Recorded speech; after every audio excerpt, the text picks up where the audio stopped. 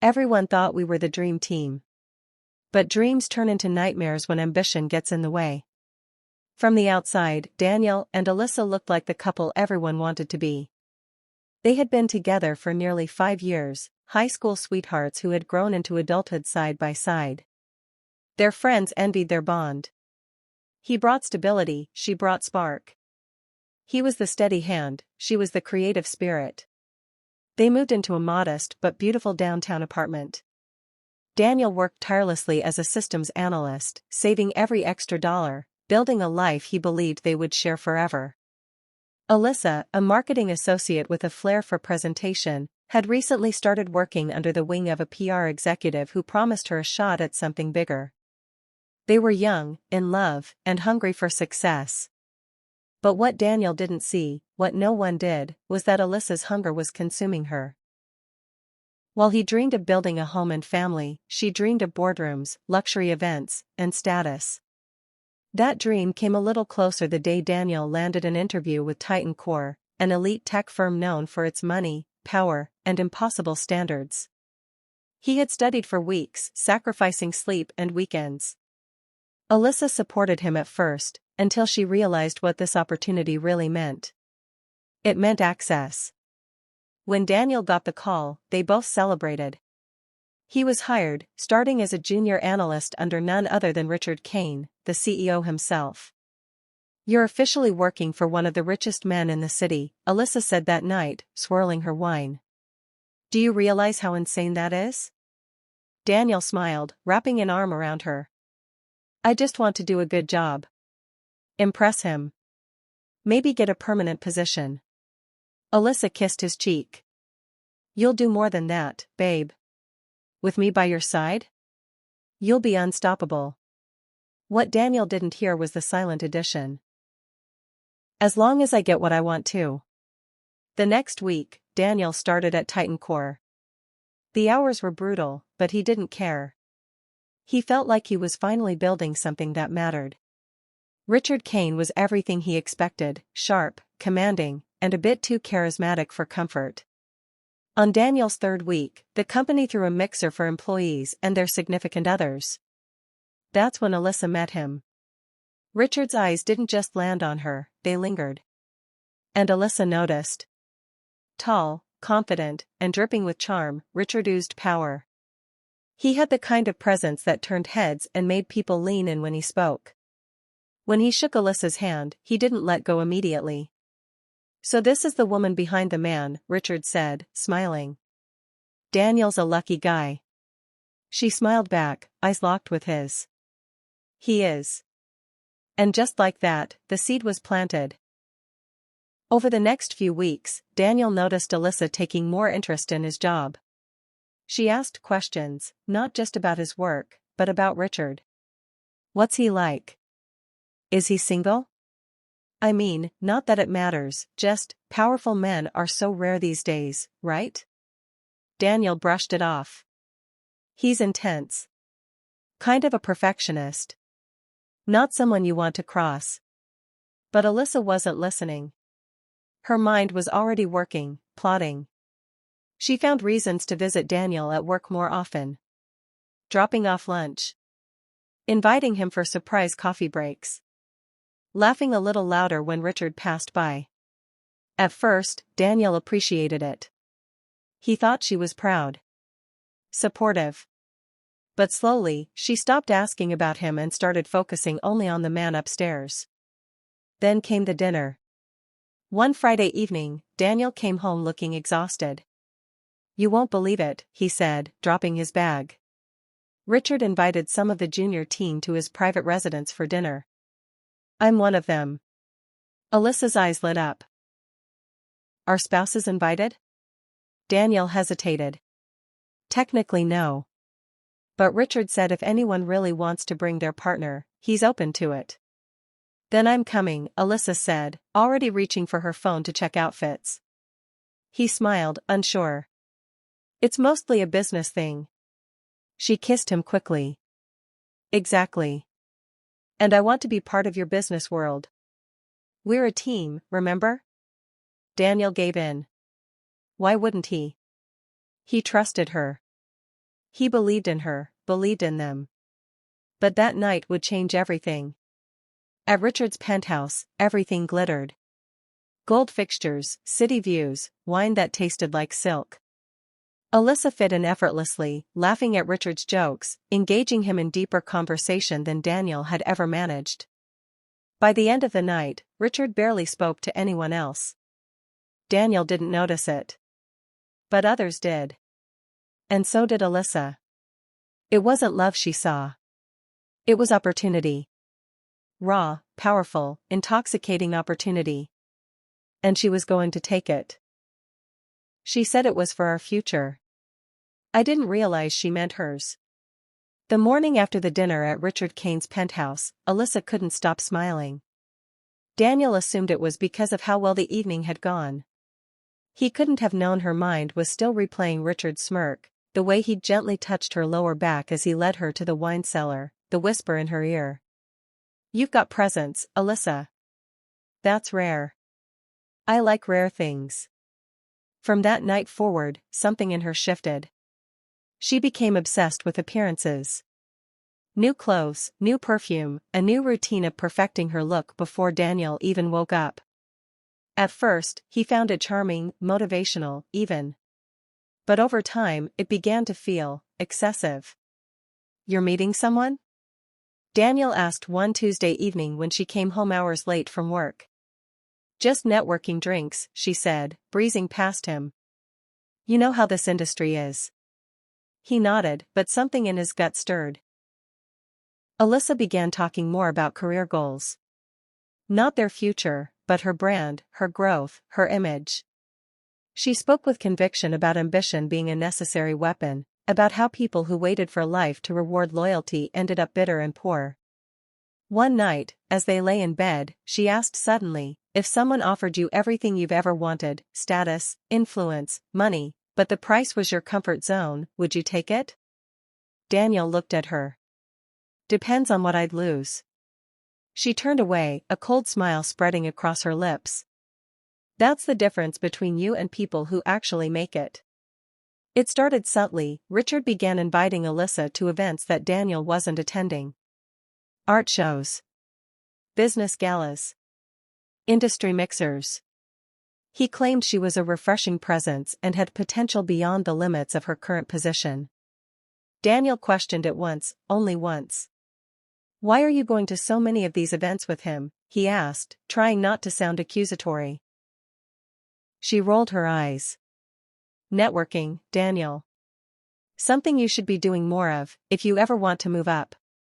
"I'm networking at the office." "You're networking at cocktail lounges?" She scoffed. "You sound jealous." Maybe he was. Maybe he had a reason to be. But Daniel did what he always did, he trusted her. Meanwhile, Alyssa's relationship with Richard deepened. It started with flirty texts. Then late-night phone calls. Eventually, a suite at the Meridian Hotel.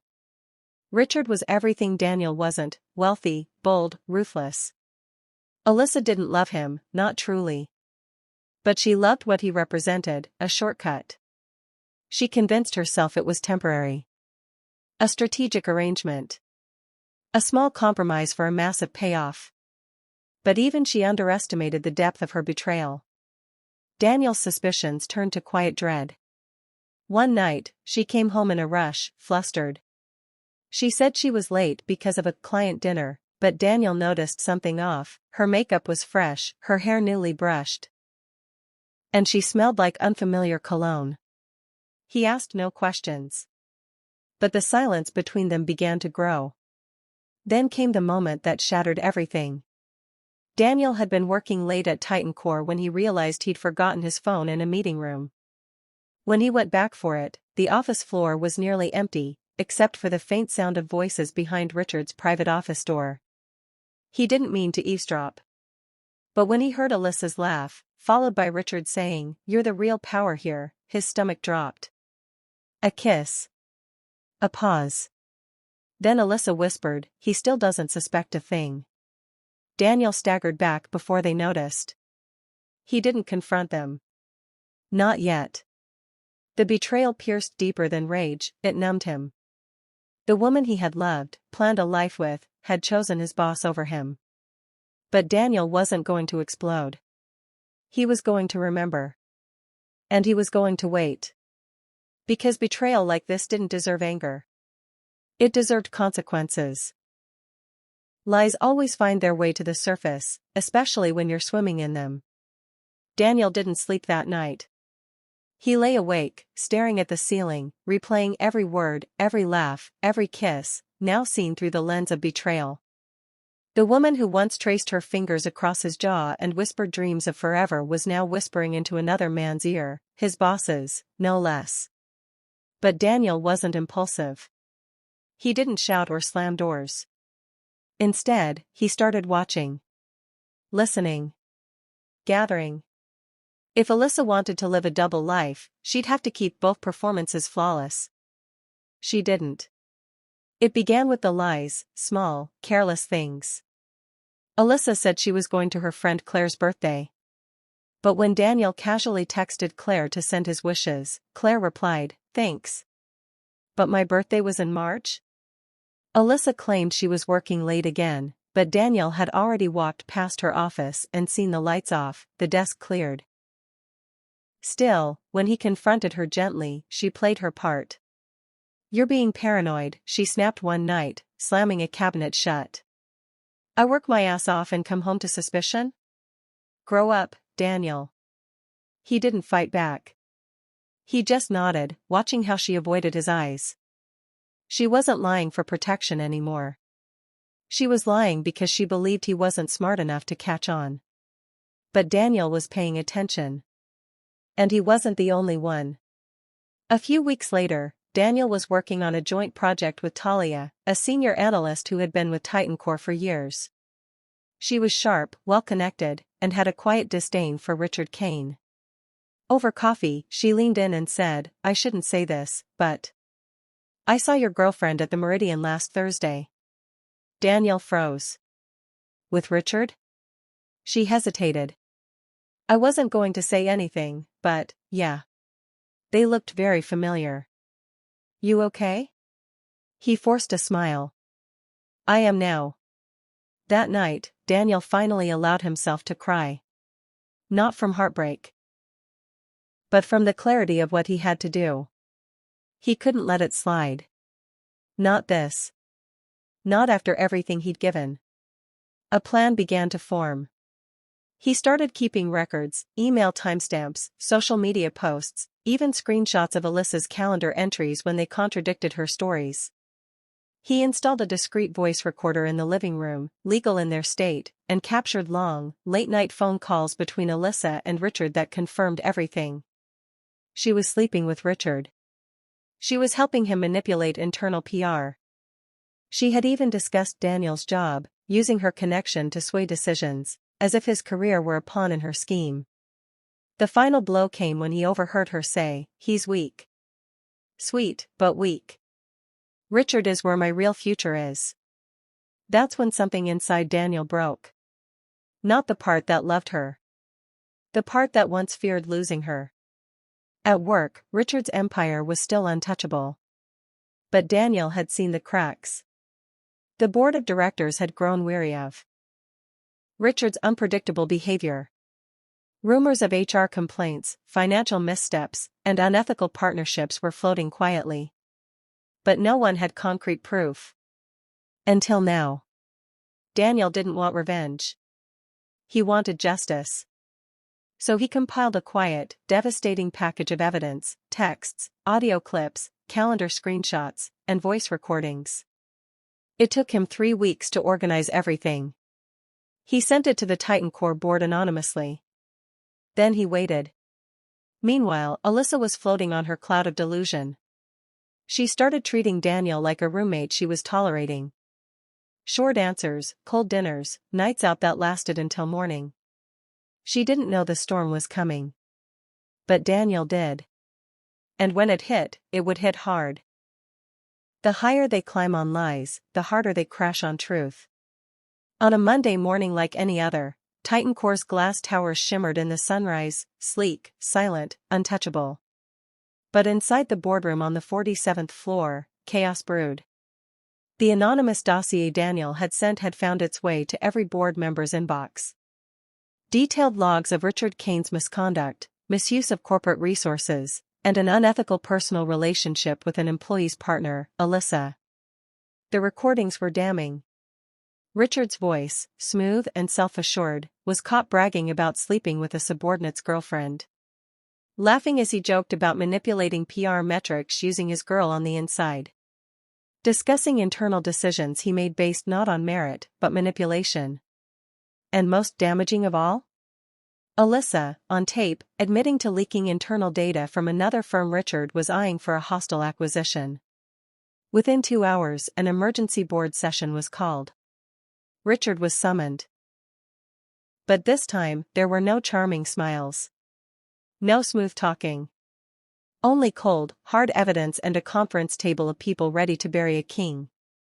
Daniel watched from the office below, pretending to review spreadsheets while his phone buzzed constantly with whispers of the developing storm. By noon, Richard Kane had been placed on indefinite suspension, pending formal investigation. By 4 p.m., his security badge was deactivated. And by nightfall, news leaked to the press. Titan Core CEO under fire for ethical breaches and workplace misconduct. Alyssa came home late, as usual.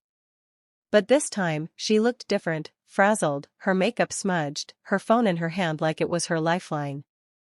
Daniel sat on the couch, calm. She barely looked at him. "I need to talk to you," she said, voice shaking. He raised an eyebrow. "About Richard?" Her head snapped up. "How do you know?" He tilted his head slowly. "Why wouldn't I?" "You weren't exactly subtle." Her eyes widened. "Wait, you." "I heard everything. I know everything." Alyssa stepped back like she'd been slapped. How could you?" Daniel stood, voice quiet but steady. "How could you, Alyssa? You didn't just cheat. You sold me out. You used me. You risked both our careers for a man who tossed you aside the moment things got hot." Tears welled in her eyes. "It wasn't like that," he told me, "he promised.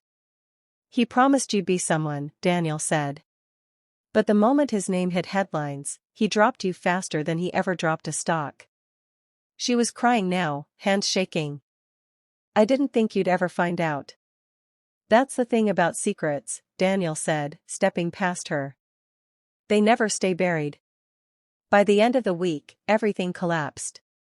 Richard was ousted officially. Legal proceedings began.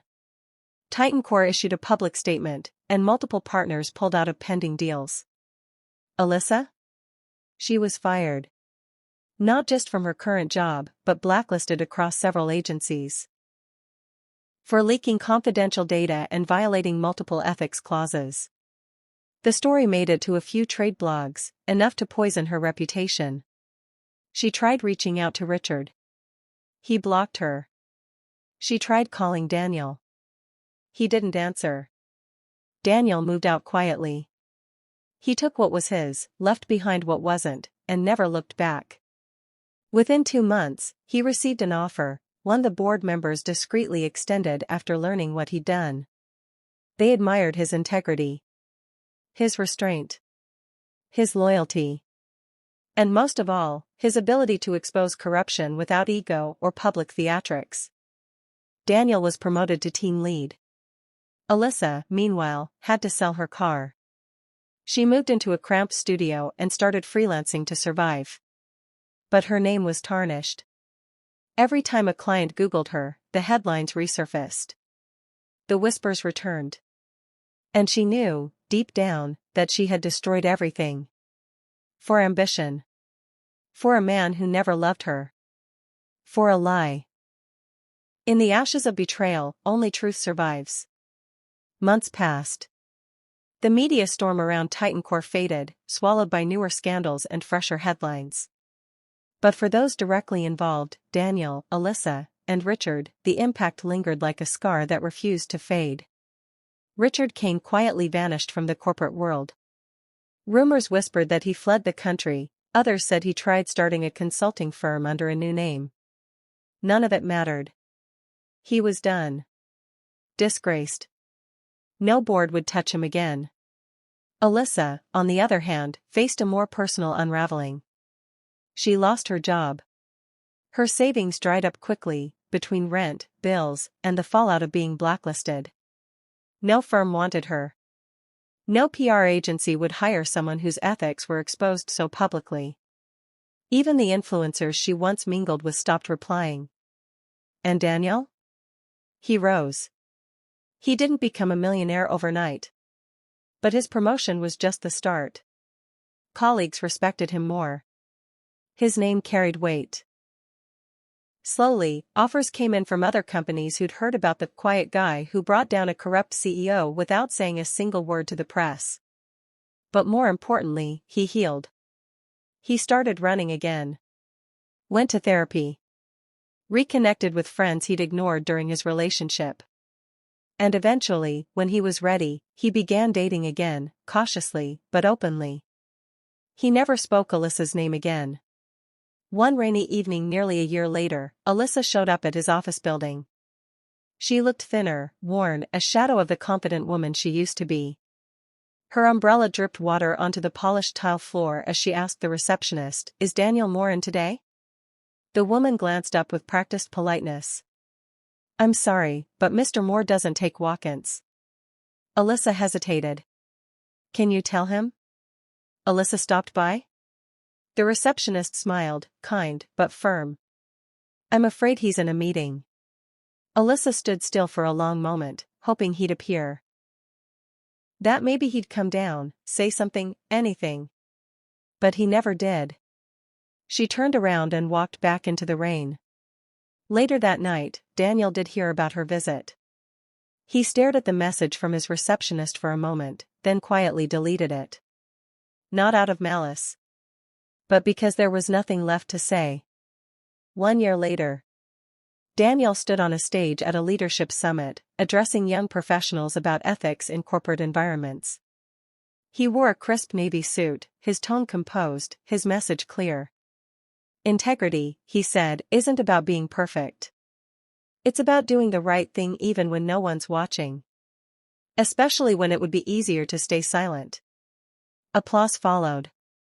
He stepped off the stage and into a new chapter of his life, one built not on shortcuts or betrayals, but resilience and quiet strength. Alyssa watched the speech later that night on her cracked phone, curled up on a second-hand couch in a shared apartment. She didn't cry. Not anymore. She just turned off the screen and stared into the dark, haunted by a simple truth. She had it all. And she lost everything.